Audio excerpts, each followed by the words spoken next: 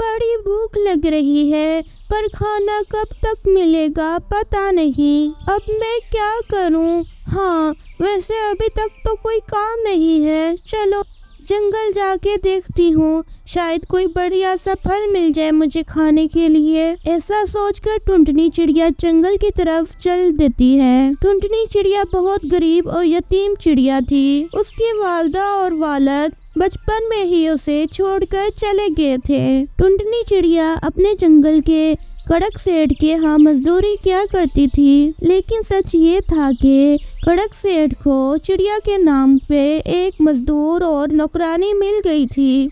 उसकी बीवी सुंदरी कवि सारा दिन चिड़िया से घर के काम करवाती और उसे खाना भी नहीं देती थी। लेकिन टुनटुनी चिड़िया पास ही नदी के एक दरख्त था, वहाँ जाकर आम तोड़ के अपना पेट भर लेती थी। अरे वाह, यहाँ तो आम बहुत मीठे मिलते हैं, चलो एक दो तोड़ लेती हूँ और शाम को बैठ के खा लूंगी। चिड़िया ने ऐसा ही किया, 2-3 आम तोड़े और कड़क सेठ के घोंसले तक चली गई।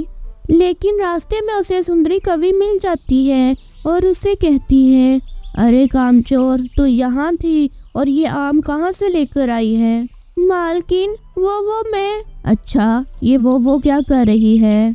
ये हमारे बाग से तोड़ के लाई है ना? ठहर जा, आज तो तेरी खैर नहीं। सुंदरी कवि ने चिड़िया की पूरी बात नहीं सुनी और उसे खींचते हुए कड़क सेठ के पास ले गई। देखो जी, ये मिल गई हमारे आमों की चोर। घर का सारा काम छोड़कर बाग से आम खा रही थी। नहीं मालकन, मैंने आम नहीं चुराए, मैं तो नदी पार जंगल गई थी।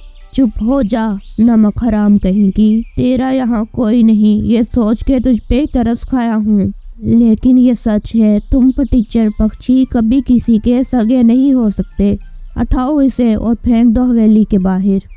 अरे ये क्या कर दिया? मैं तो 2 दिन डंडियां लगवाने आपके पास लाई थी उसे, और आपने तो उसे घर से बाहर निकाल दिया। अब कौन करेगा हमारे घर के सारे काम? कमाल करती हो तुम भी, मुझे पहले बताना चाहिए तो ना क्या करना है और क्या नहीं।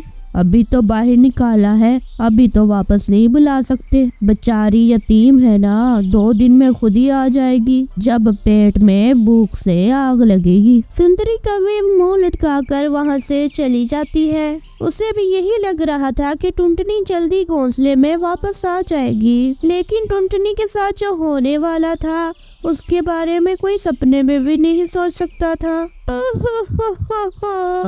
माँ, बाबा, आप मुझे छोड़कर क्यों चले गए?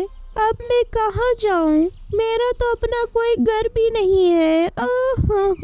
टुनटुनी चिड़िया बस रो ही जा रही थी। उसे कुछ भी समझ नहीं आ रहा था कि अब वो क्या करे। टुनटुनी चिड़िया के दिमाग में एक तरकीब आई और वो वहाँ से उड़ पड़ी और वहाँ जंगल गई, उसी पेड़ के पास जहाँ से उसने आम तोड़े थे। इस दुनिया में सिर्फ तुम हो जिसने मुझे मारे बगैर और कुछ करवाए बगैर अपने मीठे मीठे फल दिए खाने के लिए। क्या तुम मुझसे दोस्ती करोगे? क्या मैं तुम्हारी पत्तों की छांव में बैठ सकती हूँ? और टुनटुनी के ये कहते ही हवा का एक तेज झोंका चला, जिससे वो जगह बिल्कुल साफ होगी और टुनटुनी के बैठने के लिए जगह बन गई। ये देखकर टुनटुनी चिड़िया बहुत खुश हो गई। शुक्रिया दोस्त, अगर अब तुम बुरा ना मानो तो क्या मैं एक आम ले सकती हूँ? वो जो आम मैंने तुम्हारे ऊपर से तोड़े थे, वो रास्ते में जाते जाते कहीं खो गए या वो गिर गए हो जब मालकन ने मेरे कान खींचे।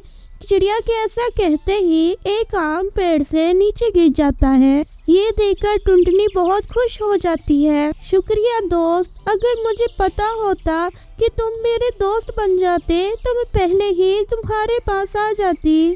अब सब अच्छा होगा, तुम्हारे मीठे मीठे आम और बातें करने के लिए तुम, लेकिन रहने के लिए मेरे पास कोई जगह नहीं होगी। ऐसा कहते ही दरख्त अपने पत्ते कुछ नीचे गिरा देता है। चिड़िया को समझ नहीं आता, ए दोस्त, तुम क्या कहना चाहते हो?